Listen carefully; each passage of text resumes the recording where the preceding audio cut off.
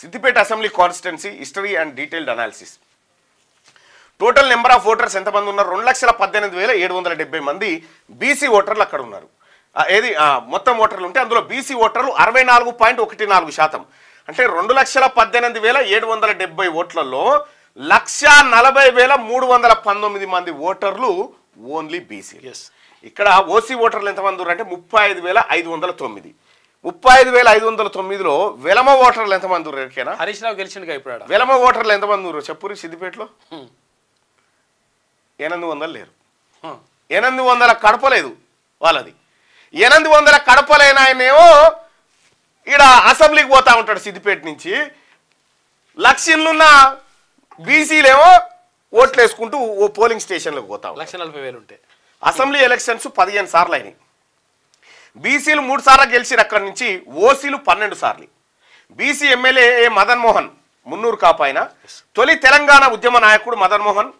అతి సామాన్య కుటుంబంలో జన్మించిన అనంతుల మదన్ మోహన్ ఉస్మానియా విశ్వవిద్యాలయం వేదికగా తొలి తెలంగాణ ఉద్యమానికి నాయకత్వం వహించడంతో పాటు 2 తెలుగు రాష్ట్రాల్లో ఎంతో మంది ప్రముఖ రాజకీయ నాయకులకు రాజకీయ గురువు. మదన్ మోహన్ విద్యార్థి దశలోనే సామాజిక కార్యకర్తగా, ఉద్యమ నేతగా అంచెలంచెలుగా ఎదిగి జాతీయ రాజకీయాల్లో కీలక పాత్ర పోషించారు. సిద్దిపేట నియోజకవర్గానికి 3 పర్యాయాలు ఎమ్మెల్యేగా గెలిచి పలుమార్లు మంత్రిగా, టీడీపీ హయాంలో లీడర్ ఆఫ్ ఆపోజిషన్ నాయకుడిగా పనిచేశారు. మహోన్నతమైన నాయకుడు మదన్ మోహన్ జీవితాన్ని నేటి యువతకు ఆదర్శం అని చెప్పి తొలి తెలంగాణ ఉద్యమ నాయకుడు మదన్ మోహన్ బీసీ నాయకుడు. సిద్దిపేట ఎమ్మెల్యేలకు పనిచేసినప్పుడు ఇక్కడ OC MLA Chandrashekar Rao, Harish Rao, Rajeswara Rao, Someswara Rao, VB రాజు. ఇలా ఓట్లు ఎన్నాయంటే గట్టిగా వేయలేవు. వెయ్యలేని ఓట్లోడేమో ఇవి 12 సార్లు ఎమ్మెల్యే అవుతాడు. 1,24,000 ఓట్లు, 1,40,000 ఓట్లు ఉన్నటువంటి బీసీలు 3 సార్లు అయ్యి విడిచిపెట్టారు. కథం. సిద్దిపేట ఏముంది అన్నట్టు బీసీలది కాదా? ఇక 2023 ఎలక్షన్ ఓట్ షేర్ తీసుకుందాం. ఇక్కడ బీఆర్ఎస్ తన్నీర్ హరీష్ రావు 1,05,000 ఓట్లు వచ్చినాయి ఆయనకు. ఈ పూజల హరికృష్ణ 23,000 ఓట్లు వచ్చినాయి ఆయనకు. దూడి శ్రీకాంత్ రెడ్డి 23,000 ఓట్లు వచ్చినాయి. గడ్డగోని చంద్రశేఖర్ గౌడ్ 16,610 ఓట్లు వచ్చినాయి. ఓట్లేమో బీసీలై. వీళ్ళకు హరీష్ రావు కులం వల్ల ఆయన కోటేస్తే 1000 ఓట్లు కూడా రావద్దు. కానీ 1,05,000 ఓట్లు ఎట్లా పడ్డాయి? బీసీలారా మిమ్మల్ని దూతా ఉంటారు. పండగ రాగానే మీకు ఫోన్ చేయడం, ఫోన్ చేసి ఎట్లనో అన్న ఏం కోసిరు ఏం తినావు అన్నాడు. ఇదే దీని వెనకాల ఓట్ల మాయాజాలమే ఉంటుంది అన్నట్టు. ఇక ఇది చూద్దాం. జెడ్పీటీసీలు ఎంతమంది ఉన్నారు బీసీలు అంటే సిద్దిపేట రూరల్ అన్రిజర్వ్డ్ అయితే బీసీ గౌడ్కి ఇచ్చిరు.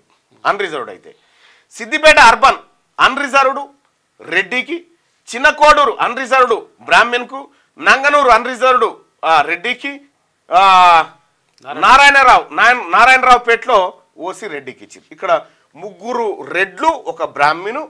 వీళ్ళు జెడ్పీటీసీలు. మొత్తం 5 జెడ్పీటీసీలలో ఇగో 35,000 జనాభా ఉన్నటువంటి వాళ్ళకేమో 4 జెడ్పీటీసీలు, 1,40,000 ఉన్నటువంటి బీసీలకేమో 1 జెడ్పీటీసీ. ఇక్కడ అన్ని ఉమెనే ఎందుకు రిజర్వేషన్ అయినాయి? ఉమెనే ఎందుకు రిజర్వ్డ్ అయినాయి జెడ్పీటీసీలు?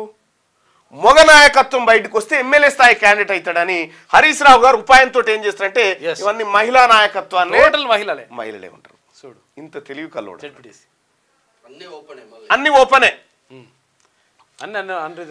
64.14 బీసీస్ ఒక్కరికి జెడ్పీటీసీ అయితే 14.86% ఉన్న ఓసీలు 4 సార్లు 4 జెడ్పీటీసీలు అయ్యారు.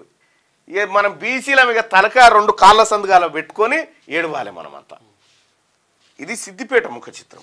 మీరు తెలుగులో అనర్గళంగా రాయగలరా? స్పష్టంగా మాట్లాడగలరా? మాటలకు తగ్గట్టు అభినయించగలరా? అయితే ఇంకెందుకు ఆలస్యం? క్యూన్యూస్ మీకు ఒక మంచి అవకాశాన్ని ఇస్తుంది. క్యూన్యూస్ లో పనిచేయటకు లేడీ యాంకర్స్ కావాలను సంప్రదించవలసిన నెంబర్ 8688926084. qnews@gmail.com ను సంప్రదించండి. లైక్ చేయండి.